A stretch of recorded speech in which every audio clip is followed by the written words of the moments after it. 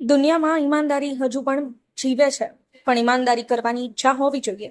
સુરત ખાતે નારી ગૌરવ પુરસ્કાર 2025માં મીનાક્ષીબેન મોદીને સન્માનપત્ર તેમની સાથે એવોર્ડ આપવામાં આવ્યો.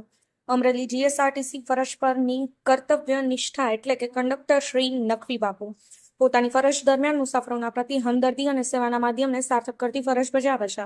પોતાની ફરજ દરમિયાન ઘણા જ મુસાફરોને કિંમતી માલ સામાન પરત કરીને સંસ્થાની પ્રતિષ્ઠામાં વધારો કરેલ છે. આજે પણ સંસ્થાને ગર્વની લાગણી થાય તેવું ઉત્તમ ઉદાહરણ પૂરું પાડ્યું છે.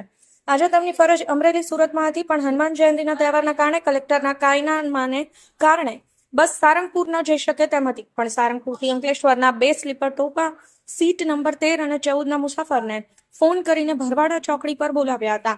તેમની આ કાર્ય પદ્ધતિથી મુસાફર ખુશ થઈને બોલાવેલ જગ્યાએ સમયસર પહોંચી ગયા હતા. આ જ મુસાફર અંકલેશ્વર ઉતરી ગયા હતા, પણ તેમનું પર્સ રહી ગયેલ જે ખર્ચ પણના કંડક્ટર શ્રી નકવી બાપુને ફોન કરતા તેમના સોફામાંથી પાકીટ મળેલ. તેમાં સોનાની વીંટી અને 1100 રૂપિયા અને કિંમતી કાર્ડ સાથે મૂળ માલિકને પરત કરેલ છે. અમરેલી ડેપોના કંડક્ટર શ્રી નકવી બાપુની ફરજ પરની વફાદારીએ અમરેલી ડેપો વિભાગે સંસ્થાની પ્રતિષ્ઠામાં વધારો કરેલ છે.